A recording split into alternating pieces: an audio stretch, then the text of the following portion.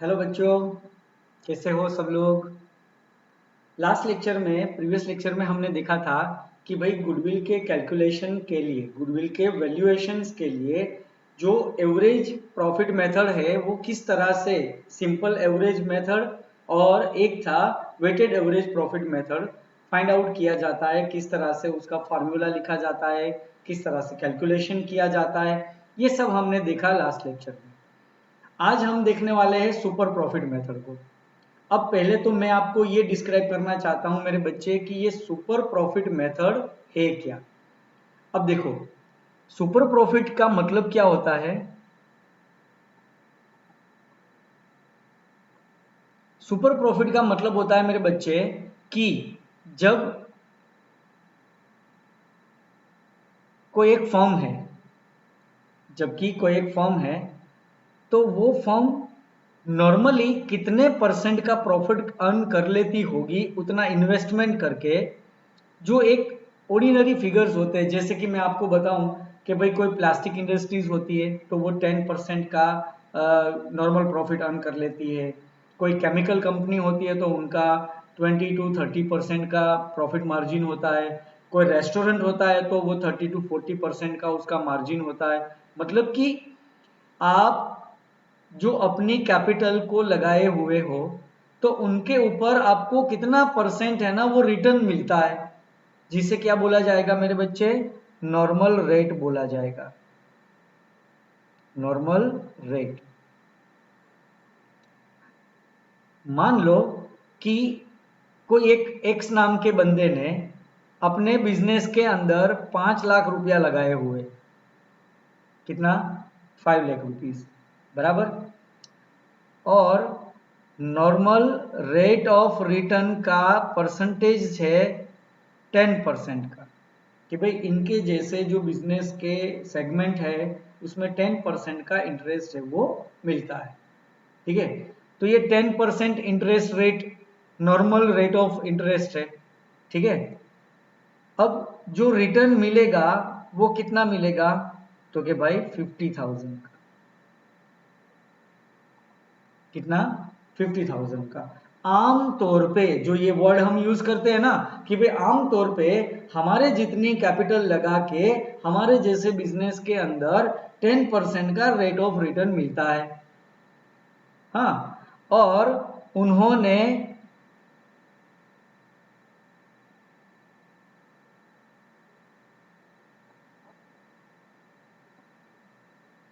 Actual profit earn किया हुआ है जो है 60,000 का।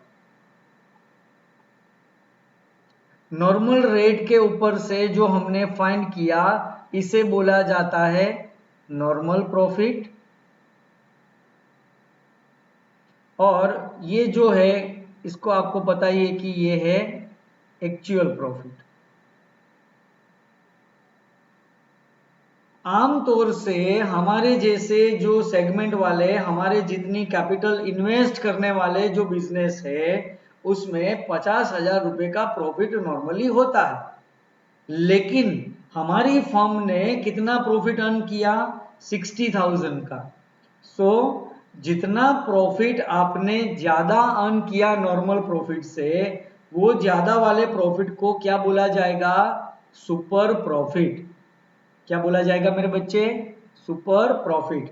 मतलब ये हुआ कि नॉर्मल प्रॉफिट से जितना प्रॉफिट ये ज्यादा इंक्रीज होगा, जितना ज्यादा होगा उतना ज्यादा वाले प्रॉफिट को क्या बोला जाएगा? Super profit. So can I say that कि super profit is equals to average और actual profit minus normal profit. Normal profit से जितना प्रॉफिट ज्यादा आया वो ज्यादा वाले प्रॉफिट को सुपर प्रॉफिट बोला जाता है। समझ में आई बात मेरी आपको? सुपर प्रॉफिट क्या है? अब आप बोलोगे कि सर कौन से सेगमेंट में, कौन सी इंडस्ट्री में कितनी कैपिटल को एम्प्लॉय करने के बाद कितना रिटर्न मिलेगा, मतलब कि नॉर्मल प्रॉफिट फाइंड करने के लिए ये जो होगा वो हमें कैसे पता चलेगा? तो कि भाई ये जो नॉर्मल रेट ऑफ रिटर्न है ना वो आपको डिस्क्राइब किया ही होगा क्वेश्चन के अंदर।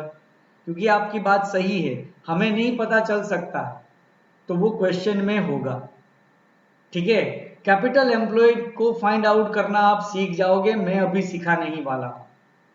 ठीक है, और रही बात एक्चुअल प्रॉफिट की, तो वो एक्चुअल प्रॉफिट भी दिया होगा। ठीक है, यदि एक्चुअल प्रॉफिट नहीं दिया है तो आपको क्या होगा कि प्रीवियस 5 इयर्स का या 3 इयर्स का, जैसे कि 17, 18 और 19, ये 3 साल का प्रॉफिट आपको दिया हुआ है 50,000, 60,000 एंड 70,000। तो इसका टोटल कितना होगा? 1,80,000 डिवाइडेड बाई 3 करो, एवरेज प्रॉफिट कितना आ गया? तो क्या भाई 60,000 का।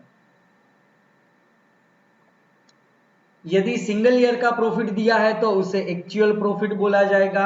यदि प्रीवियस ईयर्स के प्रॉफिट्स आपको दिए हुए हैं तो उसमें से आपको क्या फाइंड आउट करना पड़ेगा? एवरेज प्रॉफिट फाइंड करना पड़ेगा। मतलब ये फॉर्मूला तो एपी ही लिखा जाएगा, या तो एक्चुअल प्रॉफिट या तो एवरेज प्रॉफिट। समझ में आई बात? तो एवरेज और actual profit minus net profit, तो ये एक मेरे बच्चे फॉर्मूला हो जाएगा सुपर प्रॉफिट को फाइंड आउट करने के लिए। समझ में आई बात आपको? हाँ जी, ओके। एक क्वेश्चन को देखते हैं, आपको ज्यादा क्लियरिटी हो जाएगी, तो मजा आएगा आपको। क्वेश्चन को रीड करके देखो।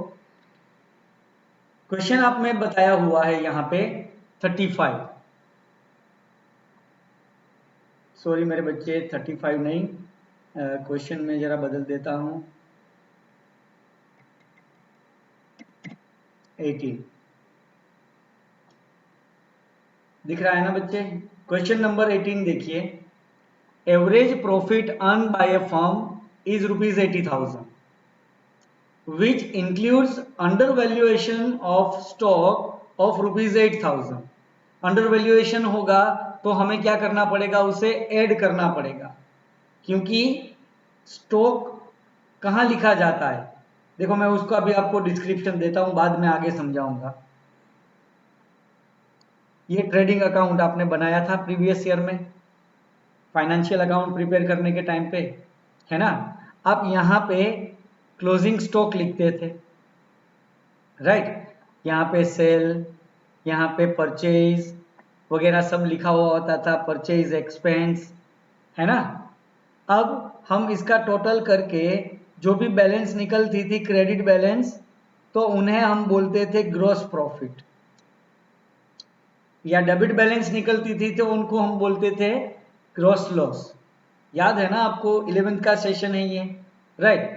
अब मान लो कि स्टॉक है वो ज्यादा लिख दिया, मतलब कि एक्चुअल में 50,000 का स्टॉक था, लेकिन गलती से हमने लिख दिया 60,000 का, है ना? मतलब क्या होगा कि आपका ये टोटल भी ज्यादा आएगा, ये टोटल भी ज्यादा आएगा, तो मतलब प्रॉफिट भी ज्यादा आएगा। मतलब कि ओवर वैल्यूड हुआ स्टॉक, यदि ओवर वैल्यूड हुआ तो आपको गुडविल के कैलकुलेशन के टाइम पे प्रॉफिट क्या करना पड़ेगा? माइनस करना पड़ेगा। मतलब कि ओवर वैल्यूएशन के टाइम पे प्रॉफिट कम करना पड़ेगा। लेकिन यदि अंडर वैल्यूएशन हुआ है, मतलब था 50,000 का, लेकिन गलती से हमने लिखा 40,000 का, तो ये टोटल भी कम आएगा, प्रॉफिट भी कम आएगा। तो गुडविल के वैल्यूएशन में वो प्रॉफिट को आपको क्या करना पड़ेगा? इंक्रीज करना पड़ेगा, ऐड करना पड़ेगा। समझ में आ रही है मेरे बच्चे बात आपको? तो यहां पे क्वेश्चन में एक बार फिर रीड करो, आपको क्या दिया हुआ है? Under valuation of stock. तो अंडर वैल्यूएशन से क्या होता है?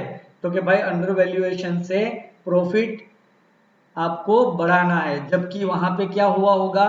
कम हुआ होगा। तो हम यहाँ पे गुडविल के वैल्यूएशन के टाइम पे क्या कर देंगे? स्टॉक को ऐड करेंगे, यदि अंडर वैल्यूएशन है तो। समझ में आई बात? क्वेश्चन को एक बार फिर रीड करते हैं। अंडर वैल्यूएशन ऑफ स्टॉक 8,000 जो 80,000 के प्रॉफिट में इंक्लूड है, ठीक है। On an average basis the capital invested in the business is ₹8 lakh. ये जो बिजनेस है उसमें कैपिटल कितनी लगाई हुई है? 8 लाख रुपए की। And the normal rate of return is 8%। मैंने आपको बोला था कि नॉर्मल रेट ऑफ रिटर्न है वो दे दिया होगा, ठीक है। Calculate goodwill of the firm on the basis of 7 times the super profit. So first of all you have to find out the super profit, है ना। सुपर प्रॉफिट फाइंड आउट करने के लिए आपके पास एवरेज या एक्चुअल प्रॉफिट होना चाहिए, दूसरा नॉर्मल प्रॉफिट होना चाहिए। ये दोनों प्रॉफिट फाइंड आउट करने के बाद आप सुपर प्रॉफिट को फाइंड आउट कर सकते हैं। समझ में आ रही है मेरे बच्चे बात आपको? हाँ, तो यहां पे किस तरह से सॉल्यूशन होगा क्वेश्चन का, चलो देखते हैं। ये है क्वेश्चन नंबर 18 का आंसर, देखते हैं अब हम। ओके, आपको एवरेज प्रॉफिट दिया हुआ है, देखिए average profit is equals to 80,000। क्या ये 80,000 को मैं ऐसे ही रख दूं, ले लूं ये अमाउंट को ध्यान में? नहीं, क्यों? क्योंकि ये 80,000 में ऑन एन एवरेज जो स्टॉक की वैल्यू है वो 8,000 की अंडर वैल्यूएशन हुई है। मतलब मुझे क्या करना पड़ेगा, यहाँ पे 8,000 से प्रॉफिट को बढ़ाना पड़ेगा, सो प्रॉफिट आ जाएगा 88,000 का। Got it. अब दूसरा मुझे क्या चाहिए, तो कि दूसरा मुझे चाहिए भाई नॉर्मल प्रॉफिट। क्या चाहिए? Normal profit. ओके, अब normal profit is equals to क्या हो जाएगा, तो कि भाई एक तो कैपिटल एम्प्लॉयड, क्या आएगा मेरे बच्चे? कैपिटल एम्प्लॉयड, कि आपने कितनी कैपिटल इन्वेस्ट की हुई है वो, ठीक है, into normal rate of return upon 100। तो यहां पे क्वेश्चन में आपको बताया गया था कि ये भाई साहब ने 8 लाख रुपीस की कैपिटल को इन्वेस्ट किया है और 8% का नॉर्मल रेट ऑफ रिटर्न है, मतलब कि एनआरआर कितना आ जाएगा? 64,000 का, ठीक है। तो अब बच्चे क्या हुआ कि सुपर प्रॉफिट कितना होगा, तो कि भाई super profit is equals to average profit minus normal profit. Got it. अब एवरेज प्रॉफिट कितना था? 88,000 का, माइनस नॉर्मल प्रॉफिट आया 64,000 का, तो डिफरेंस हो जाएगा 24,000 का। तो अब क्या होगा बच्चे? गुडविल कितना बोला गया है आपको? Goodwill is equals to super profit, short में लिख रहा हूं एसपी, सुपर प्रॉफिट इनटू क्या बोला गया था आपका क्वेश्चन में? 7 टाइम्स, मतलब इनटू 7, सो 24,000 इंटू 7, मतलब कि 1,68,000 the amount of goodwill. Got it. समझ में आया आपको? सुपर प्रॉफिट मतलब क्या हुआ, तो कि भाई नॉर्मल प्रॉफिट जो होता है आमतौर पे बिजनेस, सारे बिजनेस के लिए, सारे सेगमेंट के लिए, उससे ज्यादा आपने कितना अर्न किया है वो क्या हो जाएगा मेरे बच्चे? Super profit. Is that clear? समझ में आया आपको? हाँ, चलो एक और सम कैलकुलेट करते हैं। तो अब देखिए बच्चे क्वेश्चन नंबर 23। अब क्वेश्चन नंबर 23 पहले क्या बता रहा है वो पढ़ लीजिए एक बार। A partnership firm earn a net profit during the past 3 years which is 2019 2,30,000, 2,18 2 lakh and 17 1,70,000. Capital investment in the firm throughout the above mentioned period has been rupees 4 lakh. मतलब कि वो कैपिटल एम्प्लॉयड हुआ। Having regard to risk the involved, 15% is considered to be fair return on the capital। मतलब क्या हुआ यहाँ पे बच्चे, फेयर रिटर्न रेट कितना दिया हुआ है, 15% का। And the remuneration of the partner during this period is estimated to be 1 lakh per annum. बराबर है, मतलब कि तीनों साल का 1-1 लाख रुपया। समझ में आई बात, तीनों साल का 1-1 लाख रुपया है, पर एनम बोला हुआ है, राइट। अब calculate value of goodwill on the basis of 2 years purchase of the average super profit earn during the above mention 3 years। पिछले क्वेश्चन और इसमें क्या डिफरेंस है बच्चे, कि वहां पे आपको एवरेज प्रॉफिट दे दिया हुआ था और इस क्वेश्चन में आपको एवरेज प्रॉफिट निकालना पड़ेगा। ठीक है, चलो सोल्व करते हैं। किस तरह से निकालोगे आप, तो कि भाई सबसे पहले आप प्रॉफिट को लिख लो। अब ईयर दिया हुआ है आपको, ये है क्वेश्चन नंबर 23। ईयर दिया हुआ 2019, जिसका प्रॉफिट है 2,30,000 का। 2018 में 2 लाख रुपीस का और 2017 में 1,70,000 का। टोटल प्रॉफिट कितना होगा वो बता दीजिए। तो भाई 0 0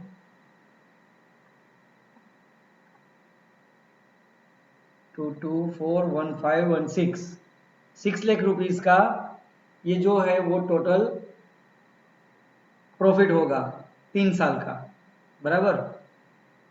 अब जब मैं एवरेज प्रॉफिट फाइंड आउट करने जा रहा हूं तो मुझे वहां पे रेम्यूनरेशन ध्यान में आया। आप बोलोगे कि सर ये तो पर एनम था, तो हर एक साल में से 1-1 लाख रुपया माइनस किया होता तो भाई क्यों करूं, मुझे तो एवरेज निकालनी है ना। हर एक साल में से मैं क्यों करूं, क्योंकि मुझे एवरेज निकालनी है और वो अमाउंट सेम है हर ईयर में, एवरी ईयर में वो अमाउंट सेम है। तो पहले मैं एवरेज प्रॉफिट ही फाइंड कर लेता हूं भाई। तो average profit is equals to total profit 6 lakh divided by number of years 3, मतलब कितना हुआ 2 लाख। तो अब मैं actual average profit is equals to, यहां पे मैं दिखा दूंगा ना मेरे बच्चे कि ये 2 लाख रुपीस में से रेम्यूनरेशन का 1 लाख रुपीस निकाल दो, तो एक्चुअल एवरेज प्रॉफिट कितना आया 1 लाख रुपीस का आया। ये समझ में आया।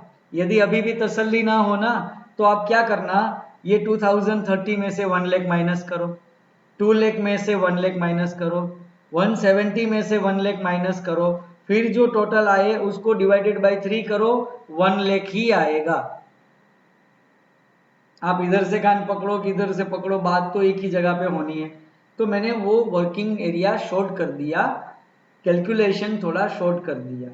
मतलब क्या है, देखो ऐसा ही एक क्वेश्चन आगे हमने पहला वाला देखा था ना, जिसमें 8,000 रुपीज का स्टॉक है, वो on an average every year, मतलब एवरेज से 8,000 कम था, तो हमने एवरेज प्रॉफिट में से ही वो 8,000 को में ही ऐड किया था। समझ में आई ना बात। तो सेम मैंने वही तो किया मेरे बच्चे यहाँ पे। ओके, अब आपके पास एवरेज प्रॉफिट है, एक्चुअल एवरेज प्रॉफिट मिल गया आपको, है ना। अब क्या चाहिए, तो कि अब मुझे भाई नॉर्मल प्रॉफिट चाहिए।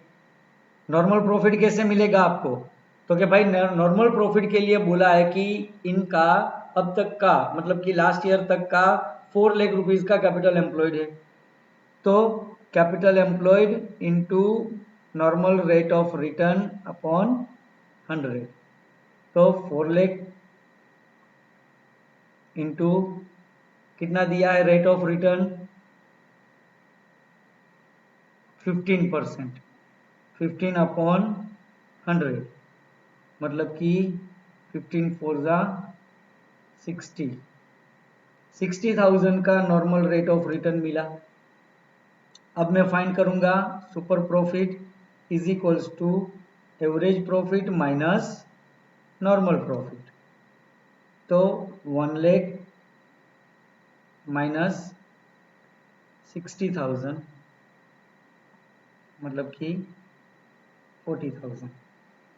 अच्छा, आपके दिमाग में ऐसा क्वेश्चन नहीं आ रहा है ना कि सर यदि कभी कभार ऐसा हुआ कि एवरेज प्रॉफिट कम आया तो नॉर्मल प्रॉफिट से, तो मेरे बच्चे सुपर प्रॉफिट कौन फाइंड करेगा? और जब प्रॉफिट ही नहीं है, लॉस में जा रहा है, तो गुडविल का है कि किस तरह का गुडविल का कैलकुलेशन? मेरी बात समझ रहे हो ना? क्योंकि गुडविल और प्रॉफिट तो एक दूसरे से कनेक्टेड है, समझे बात को? तो ये सुपर प्रॉफिट मिल गया। अब देखो गुडविल के बारे में क्या बोला था, तो कि भाई गुडविल आपको कैलकुलेट करनी थी 2 इयर्स परचेज, है ना? तो मतलब कि super profit into 2 years of purchase, तो मतलब 40,000 इंटू 2 मतलब कि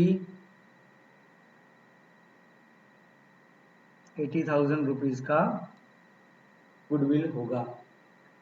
समझ में आ रही है मेरे बच्चे बात आप लोगों को? हाँ, अब देखते हैं एक और क्वेश्चन। अब ये देखिए मेरे बच्चे, question number 24। Ideal marketing earn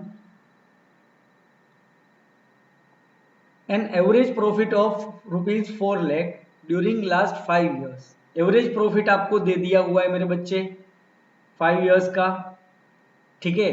तो मतलब एवरेज प्रॉफिट हमें यहाँ पे फाइंड आउट करने की जरूरत नहीं है, वो मिल गया। Normal rate of return on capital employed is 10%। पिछले सम में आपको जो इन्वेस्टमेंट था कैपिटल का वो दे दिया हुआ था, तो आपको कुछ कैलकुलेशन या देखने की जरूरत ही ना पड़ी। लेकिन इसमें क्या है मेरे बच्चे, आपको बैलेंस शीट दी हुई है और बैलेंस शीट के अंदर आपको लायबिलिटी, असेट्स और पूरी डिटेल बैलेंस शीट की लिखी हुई है। अब ये एक्चुअल में मेरे बच्चे कैपिटल एम्प्लॉय क्या है वो ध्यान से सुनो। तो कि भाई कैपिटल एम्प्लॉय है ना, वो कैसे बनता है और उसका कैलकुलेशन कैसे होता है, ये मेरी बात ध्यान रखना हमेशा। ये आगे जाके भी आपको ये फॉर्मूला काम में आएगा कैपिटल एम्प्लॉय का। तो ये एम्प्लॉयड कैपिटल क्या है ध्यान से सुनना, उसका मैं फॉर्मूला आपको बता रहा हूं। दो तरीके से मेरे बच्चे कैपिटल एम्प्लॉयड को आप फाइंड कर सकते हो, एक लायबिलिटी अप्रोच और दूसरा असेट्स का अप्रोच। अब दोनों में क्या डिफरेंस है वो मैं आपको बताता हूं, ध्यान से सुनना और देखते जाना, ठीक है? सबसे पहले मैं आपको बता रहा हूं लायबिलिटी अप्रोच, बराबर। अब ये लायबिलिटी अप्रोच क्या है, how to find capital employed, ये हमारा टॉपिक है।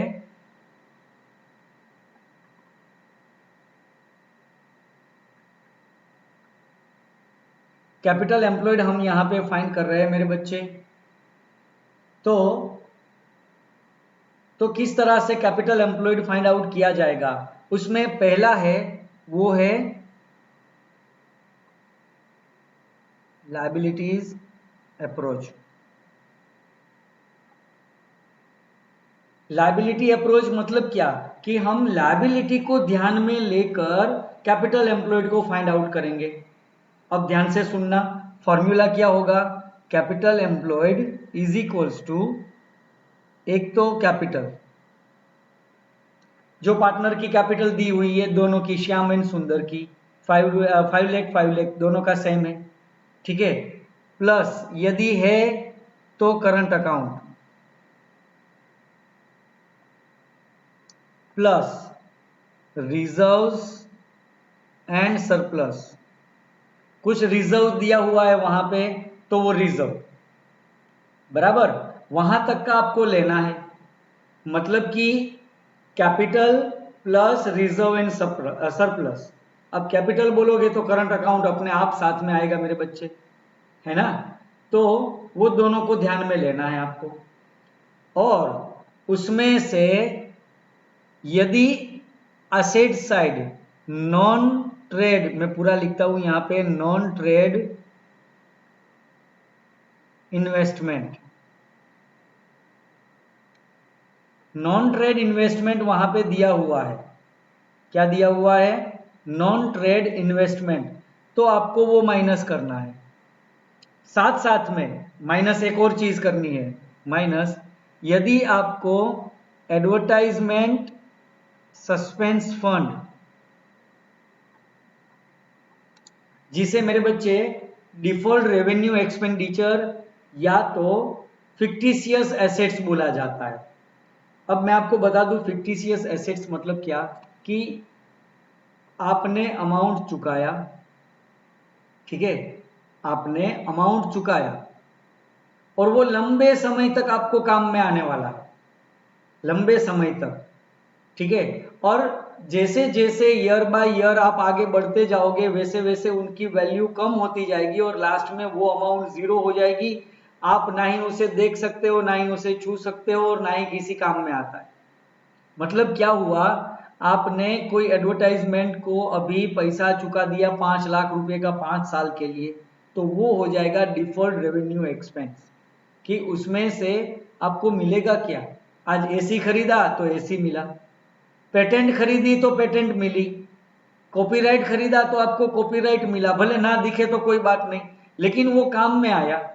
अब ये जो आपने एक्सपेंस चुकाया, डिफर्ड रेवेन्यू एक्सपेंस, मतलब कि यहाँ पे मैं आपको बता रहा हूँ एडवर्टाइजमेंट सस्पेंस के बारे में, एडवर्टाइजमेंट एक्सपेंडिचर जो एक ईयर का नहीं है, जो 5-10 साल के लिए चुका दिया है। समझ में आ रही है मेरी बात? तो उस एक्सपेंस को जो कि लंबे समय के लिए हमें काम में आएगा, इसीलिए उसे असेट्स बोला जाता है मेरे बच्चे। और वो कैसी असेट्स बोली जाएगी, फिक्टिशियस एसेट्स, ठीक है। तो वो फिक्टिशियस एसेट्स के अंदर आपके पूरे सिलेबस में एक ही बंदा मिलेगा आपको, वो होगा एडवर्टाइजमेंट सस्पेंस फंड, जिसे डिफर्ड रेवेन्यू एक्सपेंस भी बोला जाता है। Is that clear? आपको बात समझ में आ रही है? हाँ, तो नॉन ट्रेड इन्वेस्टमेंट यहां से माइनस कर दिया जाएगा। क्यों? क्योंकि मेरे बच्चे जो नॉन ट्रेड है ना, मतलब कि जो बिजनेस का नहीं है, उसे आप कैपिटल में इंक्लूड नहीं कर सकते, वो हमेशा कैपिटल से परे रहता है। समझ में आई बात? तो इस तरीके से capital plus current account plus reserves minus non trade investment and minus advertisement suspense fund, यदि ये सब आपको दिया हुआ है, ठीक है, तो आपको इसका कैलकुलेशन करना है। अब देखते हैं किस तरह से दिया है। तो क्या देखो भाई, कैपिटल ऑफ श्याम एंड सुंदर कितनी है टोटल, 10 लाख। यहाँ पे मुझे अलग अलग दिखाने की जरूरत नहीं है। Plus current account 2 lakh plus 2 lakh मतलब कि 4 lakh, plus reserve and surplus आपको दिया हुआ है 3,40,000 का, और माइनस एसेट साइड देखिए बच्चे, आपको इन्वेस्टमेंट्स दिख रहा है, दिख रहा है 1 लाख रुपीज का, वो इन्वेस्टमेंट। आप बोलोगे कि सर हमें कैसे पता चलेगा कि ये इन्वेस्टमेंट ट्रेड है कि नॉन ट्रेड है? मेरे बच्चे कुछ नहीं बोला है, मतलब कि हमेशा वो नॉन ट्रेड इन्वेस्टमेंट होगा। यदि वहां पे क्लियरली लिखा होता ना कि ये इन्वेस्टमेंट इनटू ब्रैकेट लिखा होगा ट्रेड इन्वेस्टमेंट या तो ट्रेडेबल या तो ट्रेड, तो समझ लेना कि ये ट्रेड इन्वेस्टमेंट है, तो वो हमें नहीं माइनस करना है। समझ में आई बात?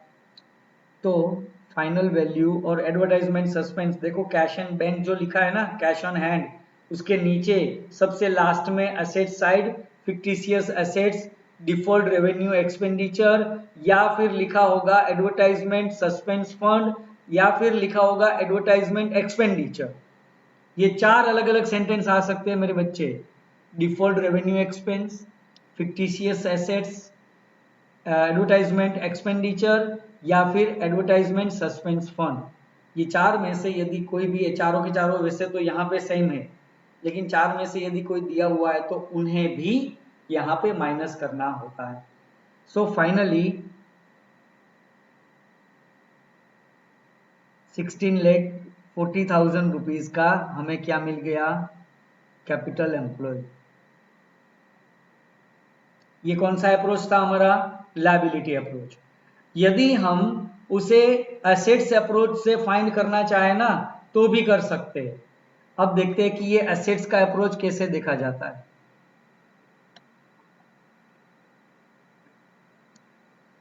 एसेट्स के अप्रोच के लिए capital employed is equals to आपको लिखना है टोटल एसेट्स। क्या लिखना है? Total assets minus outside liabilities.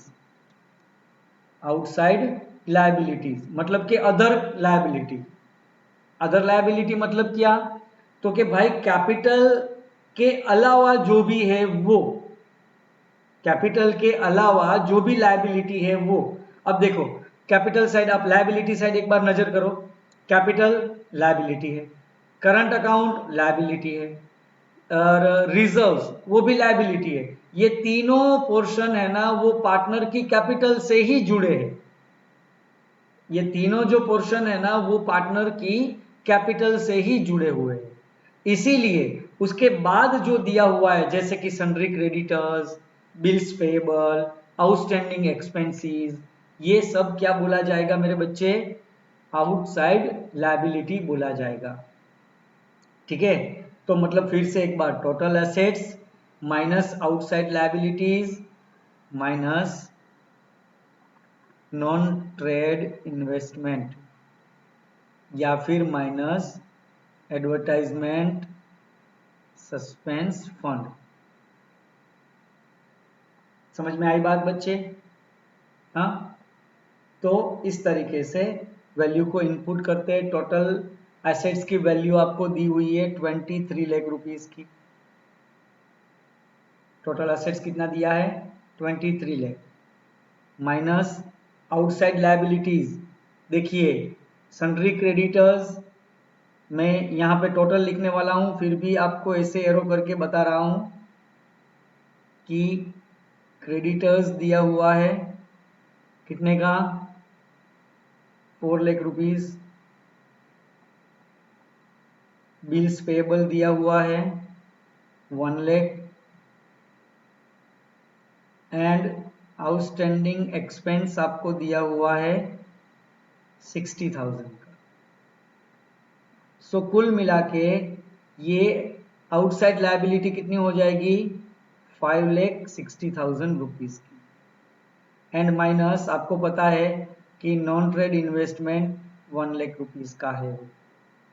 समझ में आ रही है मेरे बच्चे बात? तो इसका आंसर भी कितना आएगा? 16,40,000।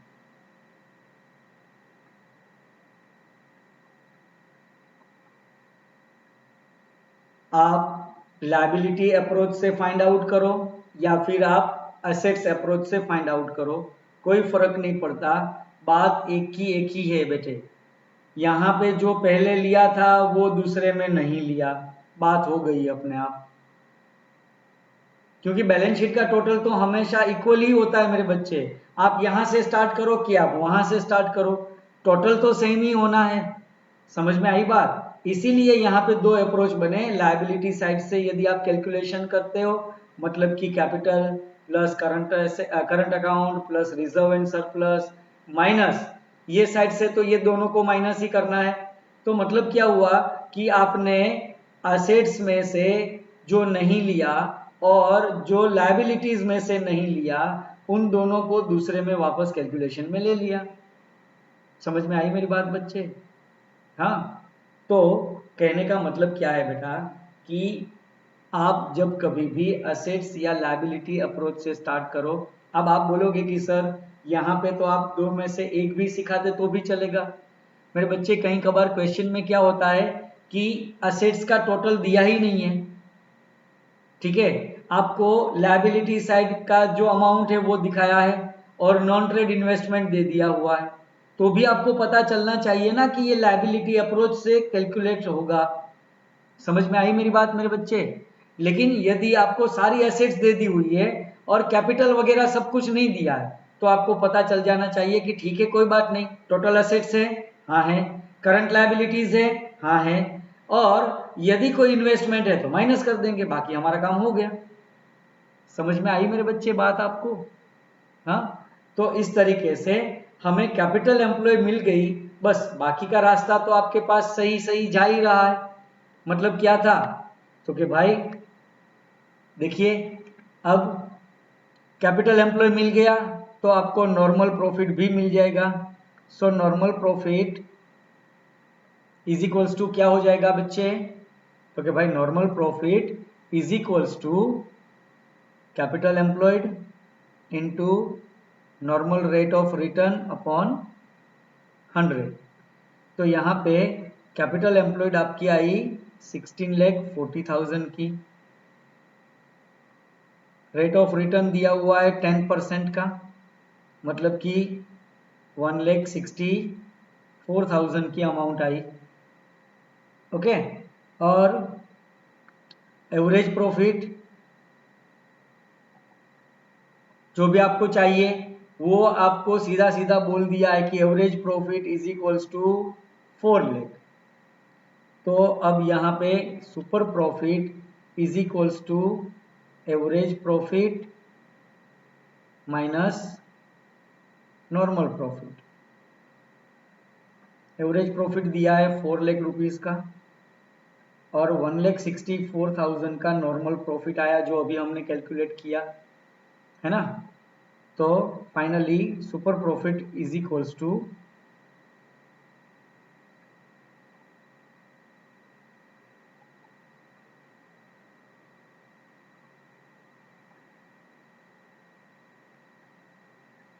2,36,000। 2,36,000 का प्रॉफिट आया, सुपर प्रॉफिट। अब goodwill is equals to super profit into number of years purchase. देखो लास्ट में दिया हुआ है 3 years ऑफ परचेज, तो 2,36,000 इंटू 3,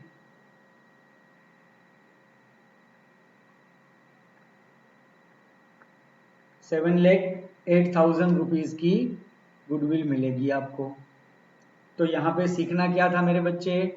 यही कि अप्रोच कौन सा है, मतलब कि वहाँ पे कैपिटल अप्रोच है कि लायबिलिटी, मतलब सॉरी लायबिलिटी अप्रोच है कि असेट्स का अप्रोच है। समझ में आई बात?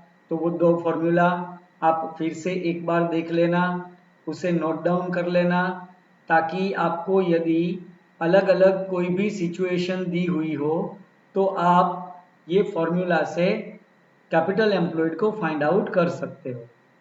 समझ में आई बात? हाँ, तो इस तरीके के क्वेश्चंस मैं अभी आपको सेंड कर रहा हूँ। आपके पास अभी भी 10-15 मिनट है, तो वो 15 मिनट के टाइम में आप ये सम्स को कैलकुलेट करके मुझे भेज दीजिए, फिर हमारा नेक्स्ट लेक्चर चालू होगा। ठीक है, टिल देन गुड बाय।